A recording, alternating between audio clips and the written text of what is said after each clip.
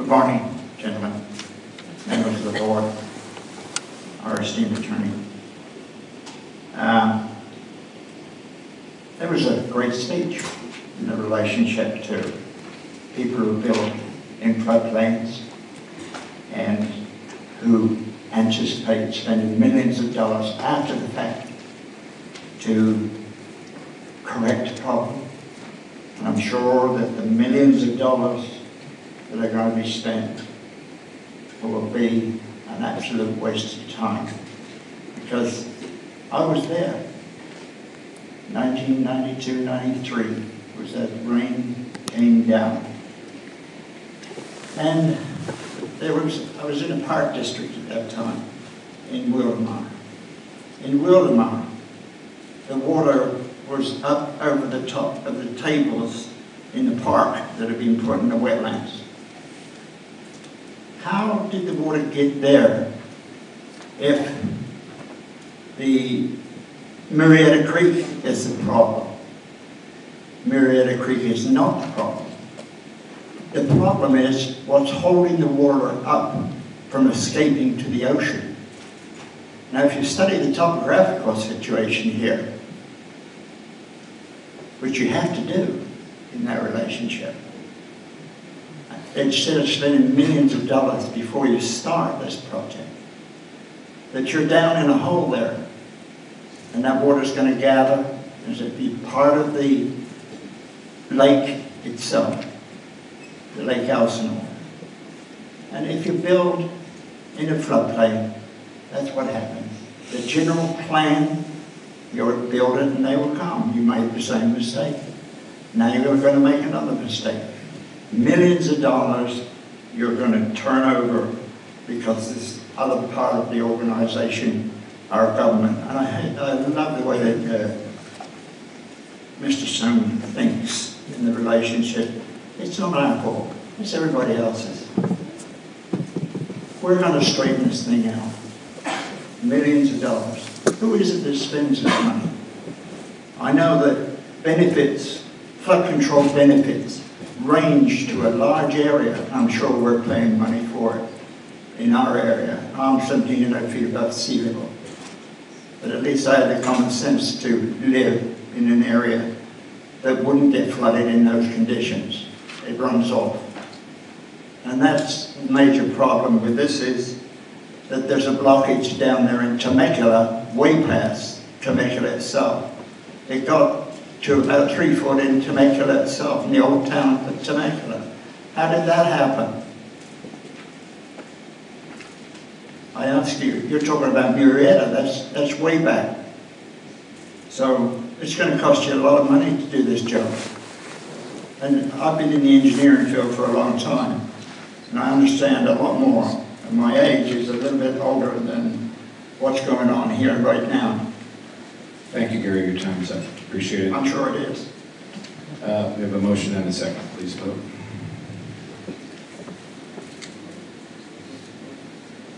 Motion is unanimous. Takes us to item 3.9. Michelle Girardi. Michelle, are you here? Please come forward.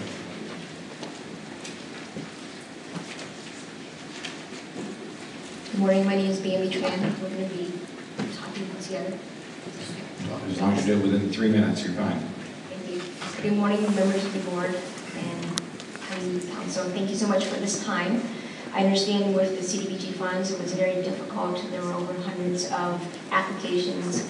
While we weren't recommended, I wanted to take this opportunity to speak with you again to talk with you about our organization, which is Grid Alternatives. We are a nonprofit solar installer, and we've talked quite a bit about the economic downfall in Riverside County.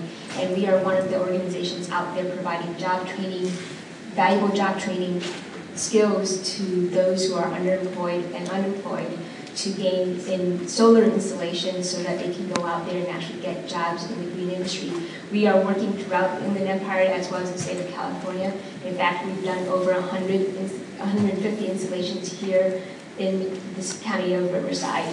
And I invite you to come on out and see our installations. We are helping low-income families achieve is about a 75% reduction in electricity bill while also providing job training opportunities. So I'm going to pass this over to Michelle, who's going to speak about an event we're having. Good morning, everyone.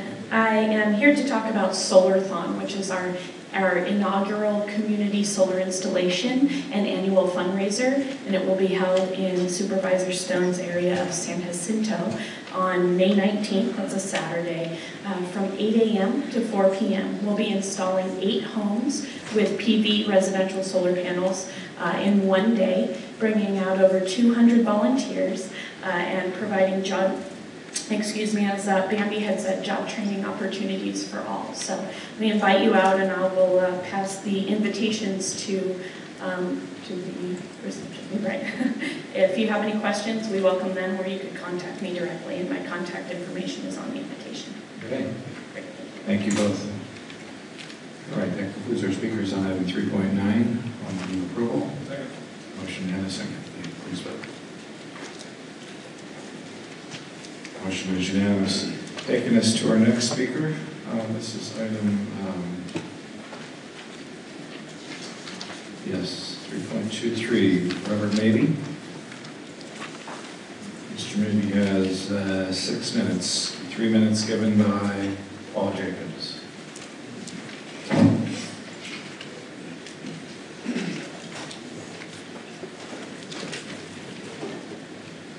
Good morning, Robert Mabey speaking. I'd like to ask the County Council a question regarding this amended ordinance number 499.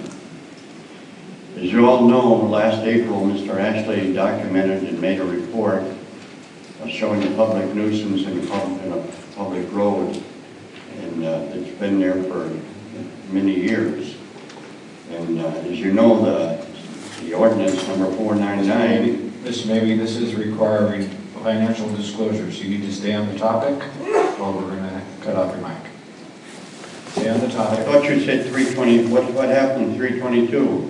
There's no request for 322. Yes, there is. I don't see it. Sorry. Well, I have it. I give it to the clerk. Well, okay. If you want to speak on 322, that's what I'd like to speak on. If you're good. Do you want your 6 minutes for 322, or do you want them for 323?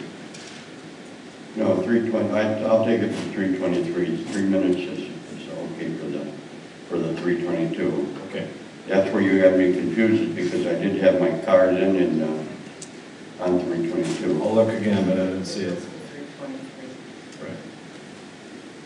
Go ahead. We'll start you over on 322. Okay.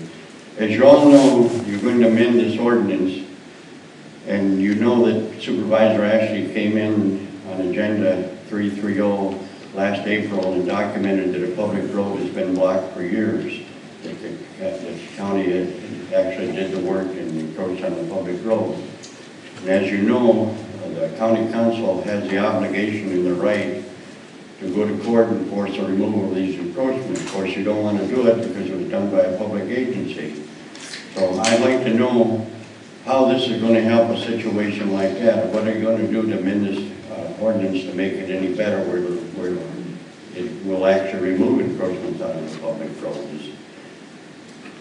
Chairman and members of the board, this amendment, 3.22, deals solely with the ability to add, as part of the deposit-based fees, an application for a franchise for a project involving solar power plant or the use or any other use not constituting a public utility use.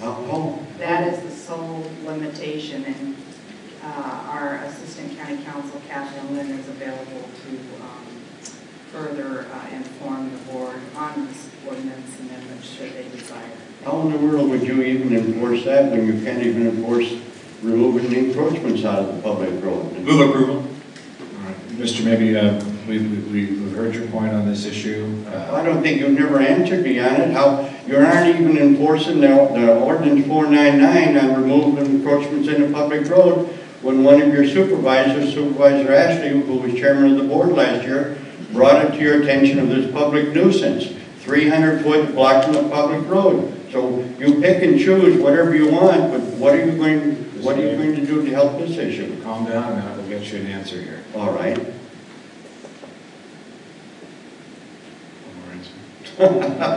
She's stuck. You don't have an answer. This has nothing to do with encroachments in the county road other You're than going to amend an ordinance. fees in connection with an application for a solar use or some other use. It's not a public. It doesn't matter. Mr. You're Mayor. going to put one more burden on this ordinance, and you aren't even enforcing the ordinance 499, and you have no intention of it. Mr. Mabey, if you want to continue to speak here, you got to abide by the rules. And so far this morning, you're not doing that. But first and foremost, let me just say that you were correct. You did put in item 3.22. It was stuck at the bottom of the pile there. My apology.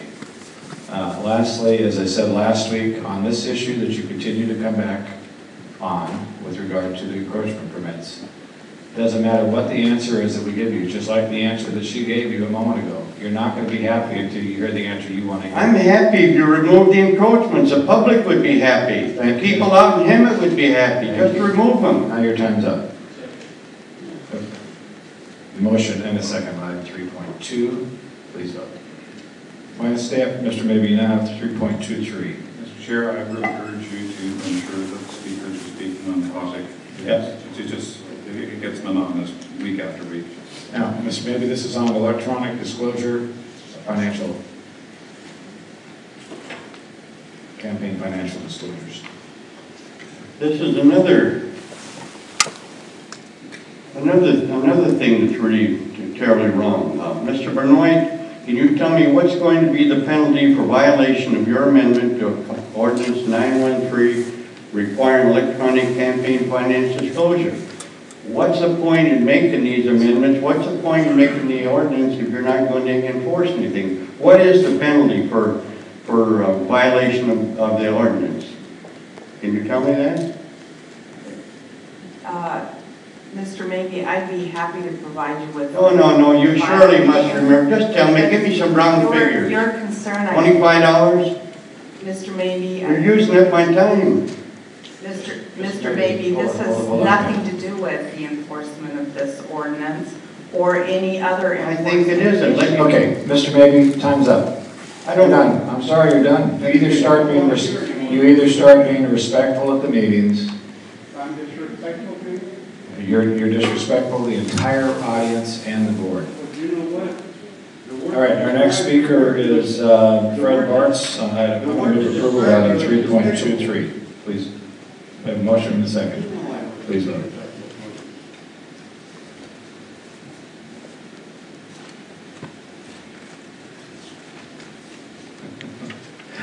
I know.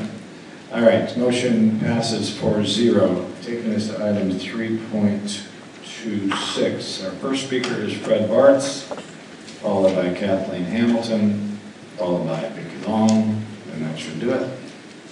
Mr. Chairman, members of the Board of Supervisors, other members of the dais.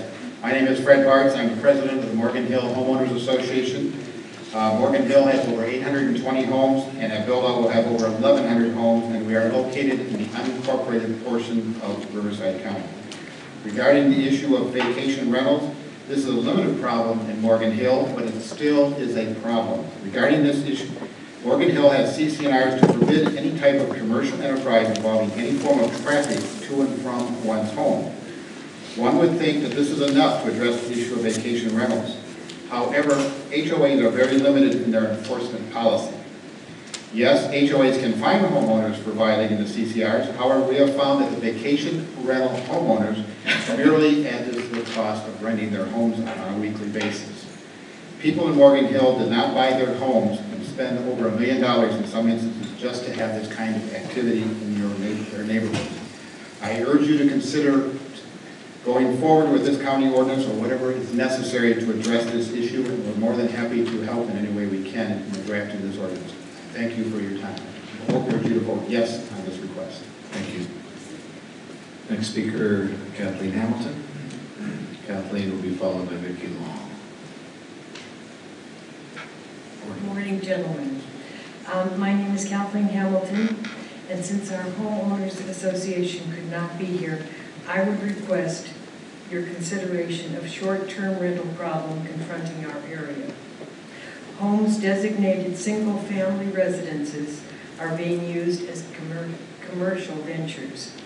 Houses are rented for 1, 2, 3 or more days to one person, and then the expenses are shared by others, and the party house starts. If this is not addressed immediately, more entrepreneurs will use residential property for motel use. Thank you very much. Thank you, Kathleen. Vicki Long. Good morning. I'm going to echo what they just said. I am on the Property Owners Association, the Crest Property Owners Association, and for the last 8 months we've been suffering from a party house. And we've had multiple ones over the years. This one was the most egregious. They had raw sewage running from the septic tank because we're having parties every weekend of over 250 people. And when code enforcement came out, they dropped it down just under 200 so they could continue to function. So I think this ordinance is desperately needed. We don't want to curtail any of the commercial activities of wine country or anywhere else, but we are on 5 acres and we seem to be on the larger lots getting these problems because people think they can get away with whatever they want to. And then it becomes a problem of the association to try to find them, and they're renting these properties out for $3,000 and up per weekend, and so if you have a fine of $500, it really doesn't curtail this activity. So we appreciate you putting this on the agenda, and we appreciate Supervisor Buster and trying to help us out in these rural properties. And we love to encourage everyone to come out and purchase properties there and enjoy them, but these people, I think, are purchasing them just for these activities, and it will get worse if we don't have this ordinance. So thank you very much for your support. All right, that concludes our speakers on 3.26, Supervisor Buster. Yeah, I don't know whether this stems solely from the recession and the foreclosure crisis, or whether it's going to continue no matter what the economy is, but clearly there's been enough cases now. Some of them have resulted in criminal activity and prosecutions, but there have been enough cases of disruption in the La Cresta, the Matthews areas we have them, in Duluth, and now I hear Morgan Hill as well. So the county needs to get out in front of this and structure our conditions so there's adequate ability to enforce and hopefully prevent this kind of thing from occurring.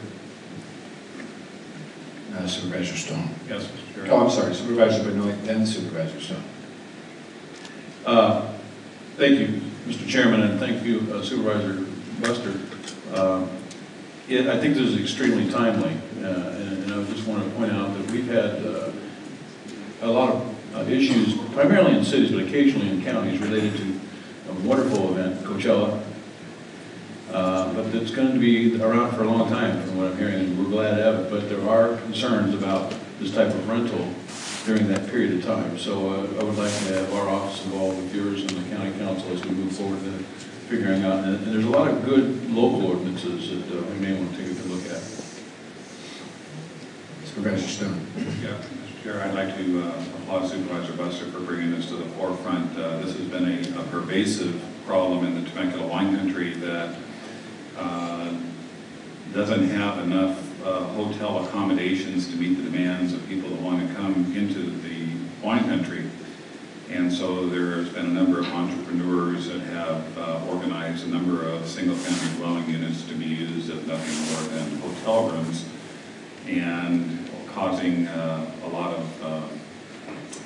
disruption in the lives of the surrounding property owners and neighbors that have to deal with the parties, the late nights, and the noises. So this is going to be a very important facet to our wine country expansion plan. And I, again, Supervisor Buster, thank you for bringing it forward. Yeah, staff will make sure that all the supervisors' offices are involved in this. Very interesting. I'll move approval then. Motion and a second. Item 3.26. Motion is unanimous. That concludes our policy calendar. Taking us to our redevelopment agency meeting, Mr. Grant.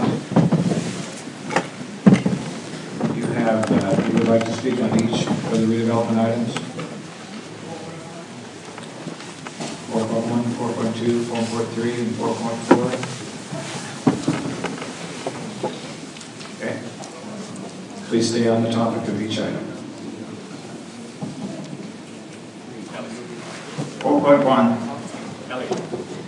I see that the source of the funds is the I-215 corridor redevelopment project. This appears to be the sub-area that we were involved in. The RDA was developed on a 12% or around about 11 or 12% approval. And if this is the I-215 corridor redevelopment that we were involved in financially, the project goes into millions of dollars, not just this $25,000. And these issues are unknown to us. As property owners, we would be paying through the RDA for these assessments of this particular project. And there'll be Mead Valley Library, which has no advantage to us whatsoever. It's not in our boundaries, and therefore I'm concerned in the relationship to this I-215 corridor redevelopment process. If we're involved financially, we shouldn't be. And this is an issue that I can't determine through your paperwork whether that's true or not. If we're financially burdened with just the advantages to certain areas, Mead Valley was never one of the large organizations that was been involved in our RDA. When I went to every meeting, and Mead Valley, there was only 2 people turned up at the meeting. So here you have RDA, who's doing this kind of stuff, that $25,000 just for the study. All these other issues, you want me to go to the other issues following up? If you want to go ahead and we'll start your time over if you want to go into 4.2. 4.2 is for extension of electrical distribution and lines. This entails another 4,690, and I presume that all the electrical requirements for that library will be on, I don't know how you get past 218, the violation of 218 under these circumstances. You get the RDA process, but then the entity of concern here is the potential cost that's being created by this burden. Are you taking that separate from the RDA, or are you taking that from the other side of the tax? You know, the tax increment was on the back side of the taxes that you pay for property taxes. Now where are you taking this from? And is this a violation of Proposition 218? I ask the attorney in that relationship. And the same item is in reference to the other one, 4.3, is a $1,933. The final invoice from Atkins North America Incorporated direct the successor agency to submit this item approval in the next oversight board meeting. That means to say that this is another RDA successor agency of the redevelopment. Now, how you can do this, I have no idea, and how much is the ultimate cost going to be for these changes. Air conditioning for a library is an expensive chore, an expensive, I'm sure, a benefit to certain people, but it's going to be an expensive process for our economic situation that we're in today. So I think you've got yourselves into a fine mess with this RDA process. and these huge developments, the second largest in the county. And I think, for what? For why? How many more of these RDA processes are involved in this cost business? Every time you create one, you create a tremendous cost of tax. Logical, isn't it? Democracy at first. Thanks, Gary. You made your point. I just will remind everyone that any further RDA expenditures through now the successor agency are not allowed unless they were already under contract prior to the demise of the redevelopment agency or the redevelopment projects. So any of these projects that show up as successor agency items are projects that had already endorsed and successfully signed contracts in place. With that, if there are no further speakers on items 4.1 through 4.4. I'll second your motion just with the addition that this is within budget as forecast for the Mead Valley Library, which is hopefully going to be open in July. Provide a lot of important services out there. Good job. We have a motion and a second. 4.1 through 4.4. Please vote. Motion is unanimous. That concludes our redevelopment successor agency calendar.